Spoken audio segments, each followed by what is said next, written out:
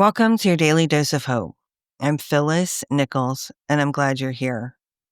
Today is World Mental Health Day, or the day that this is publishing on Friday, October 10th.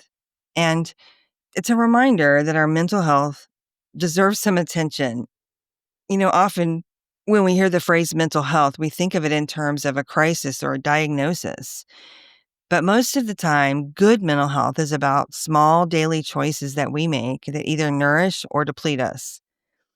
I went and looked for some information about World Mental Health Day, and there was a ton of great info. I just picked two things that I think are really easy that we can do that can make a difference. Number one, and we talk about this a lot, is moving our body in a way that feels good. Now, the emphasis is on a way that feels good, not some punishing exercise, not forcing yourself through a workout that you hate or, jogging or running because you got to get your steps in. Choose movement that actually makes you feel more alive, not more depleted. And it can be something easy like dancing in the kitchen or stretching on your floor, taking a quick walk around the neighborhood, playing with your dog. Something that's fun for you that requires a little bit of physical activity. Here's why it works. Movement changes our neurochemistry. It reduces stress hormones. It releases endorphins, which are the feel-good chemicals in our brain. And it helps regulate our nervous system. When we're anxious, it gives that restless energy someplace to go. And when we're depressed, it can create just enough momentum to shift our state. When we're overwhelmed, movement brings us back to our body and out of that spiral in our head. You don't need a gym membership or an hour-long workout.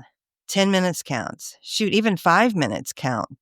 What matters is that you do it and it feels like care, not an obligation. And one other thing that we can all do is to just really talk about how we're feeling, not the automatic, oh, hey, I'm fine.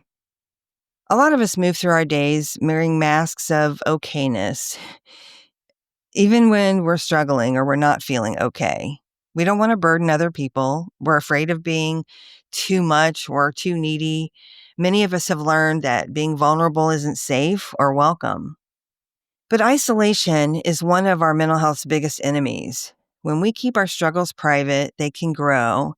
And when we share them, even with just one trusted person, and trusted is important here, trust a person that you can trust, they become more manageable. You can start with something really small. You don't have to tell someone your whole life story or dump all of your trauma on them.